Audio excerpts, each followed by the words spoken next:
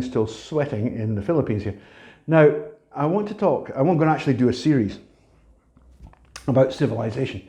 And I think this is quite an important thing because civilization is something that is it's manifestly and profoundly under attack just now. So I think it's about time that we looked at civilization and figure out what it actually is, what it isn't, and why it's important. And so the first thing we want to kind of establish is what actually is civilization. Now, the standard definition, certainly when I was a student, was monumental building.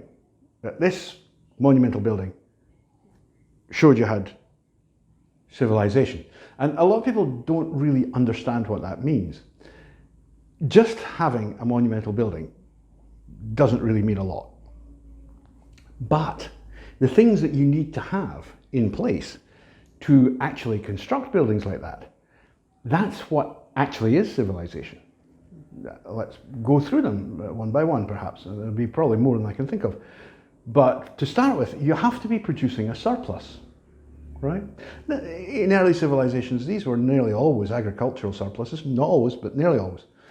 The wheat, in the Middle East it was wheat, in China it was rice, in the Indus Valley it was also wheat, and really large quantities of this produce were grown, sufficient not only to feed the local population, but also to give you enough to sell. And more than that, the production of it did not occupy the time of the entire workforce for the full year. Right? Now that's really important because then you've got a situation where you have a workforce and you have to decide what are you going to do with them. To give an example, the Egyptian pyramids were not built by slave labour. They were built by agricultural workers. And the reason is that for 6 months of the year, there is no agriculture in Egypt because it's too dry. There is a period of time between the Nile floods and the drying of the land when it's incredibly productive and they can produce huge amounts of crops. But then it all withers and dies because it gets too dry. And so you've got all these men hanging about with nothing to do and probably getting drunk and having fights. So it's like, let's give them something productive to do. So that's how you get, a workforce. You can say, right, what we're going to do, we're going to build some things. But that's not all you need. That's enough. You've all seen gangs of workies standing around leaning on their shovels doing absolutely FA. So what you have to do is you then have to have a command structure. You have to have a project manager. You have to have team leaders. You have to have a planner. You need an architect. You then have to, how are we going to get this stuff to where it's needed? You need roads.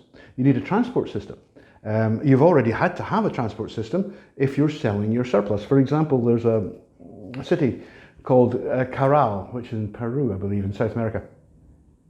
And it's some distance from the sea, about 80 miles, I believe. And it did produce edible grain crops, but its main cash crop was cotton. And so what it did was it exported the cotton to the coast where it was used to make fishing nets, and then dried fish was sent back to the city. But to do that, you have to have an organized transport system. You have to have roads. You have to have a way of knowing how much has been sent and how much is coming back. And is it equal trade? Is that fair? So you need accountancy, right? And then you need bureaucrats. And then they have to register all this. It's not just you just walking around with this in your head. That doesn't work. Everybody knows that doesn't work. It's hard enough. Well, okay, I'm me. It's hard enough for me to remember all the things I have to do in one day and all the things that I did yesterday. If you've got a huge workforce of thousands of men and you're doing all this stuff and you're importing all these materials and exporting materials for the purchase of them, you can't possibly do that in your head. So what you have to do then, you have to invent writing. And so the monumental building itself is actually, as is quite often said, well, that's kind of meaningless, big buildings.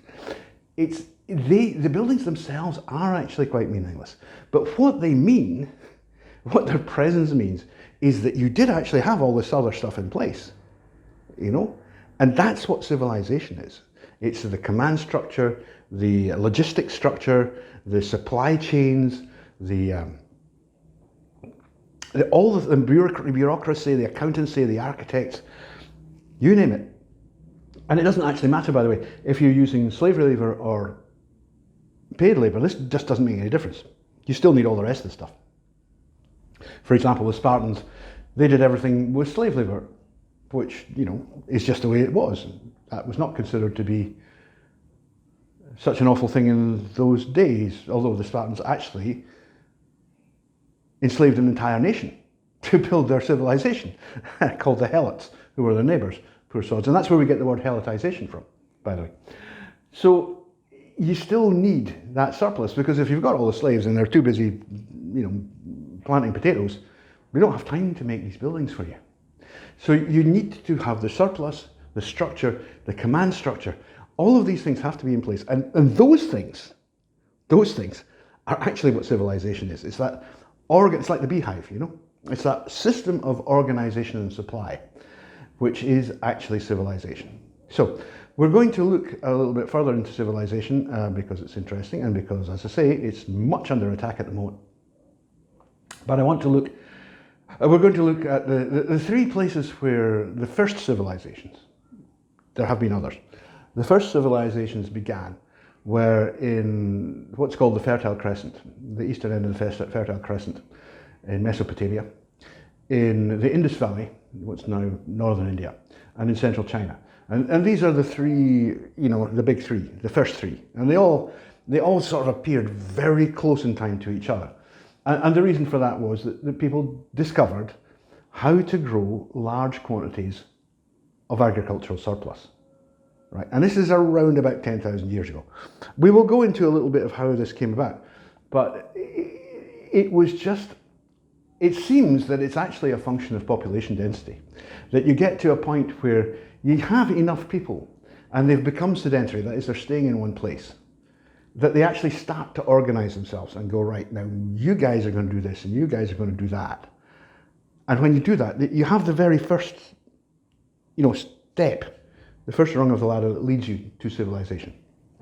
Anyway, the next time we'll go in more detail on the three places where civilization began. I'll see you later.